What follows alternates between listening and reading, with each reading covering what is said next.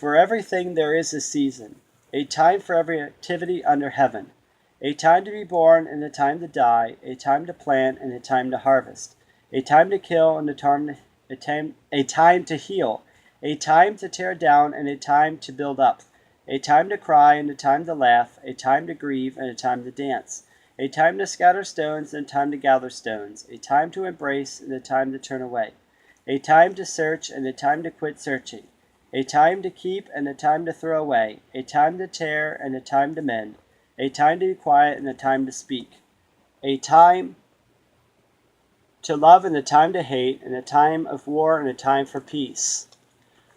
There really is a purpose for everything that happens to you in life and everything that happens under heaven. And the wise and successful people learn how to discern the times and seasons of life and to see the lessons they have to teach. They don't see the negative, or they don't focus on the negative aspects of what they're going through and just murmur and complain about it. They don't see them as obstacles or walls or barriers. They see them as hurdles to make themselves stronger. Everything that happens to you in life happens for a reason and a purpose. It is part of a grand design. And those who are wise and prudent know this and see what can be learned from them.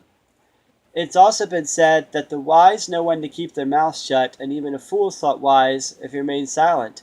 You don't always have to say everything on your mind or everything you're feeling. You can focus on the good and proclaim the good in every circumstance. And that's what makes the difference between successful people and people that aren't successful. Unsuccessful people see everything as a barrier, as an obstacle, as a reason not to even try.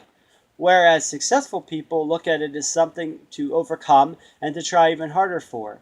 And it goes on to say at the end of Ecclesiastes, it says, and here let us hear the sum of the whole matter. Fear God and give him glory, for this is man's all, for God will judge every intent of the heart.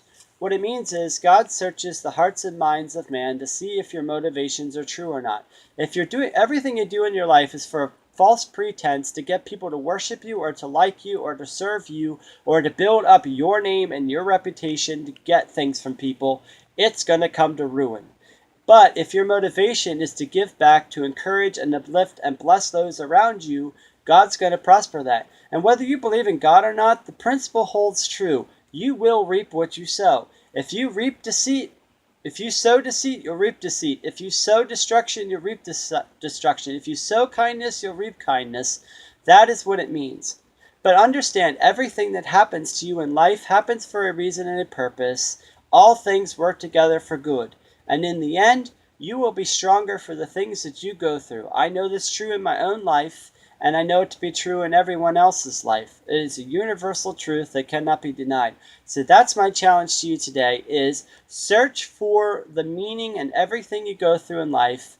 If you're a believer in God, ask him to reveal it to you. If you're not, well then just seek out whatever your belief system is and work on it. Now, I personally, being a Christian, don't understand how people do it without God in the equation, because Ecclesiastes in itself shows life without God is fruitless and pointless.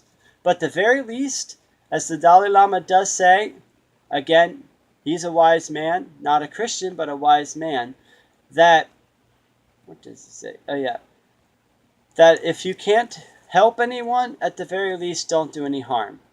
Yeah, there you go. If you can't help, don't do any harm.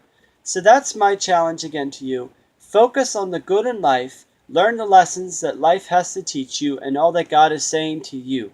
And you will be all the happier for it. You have a great day, and God bless.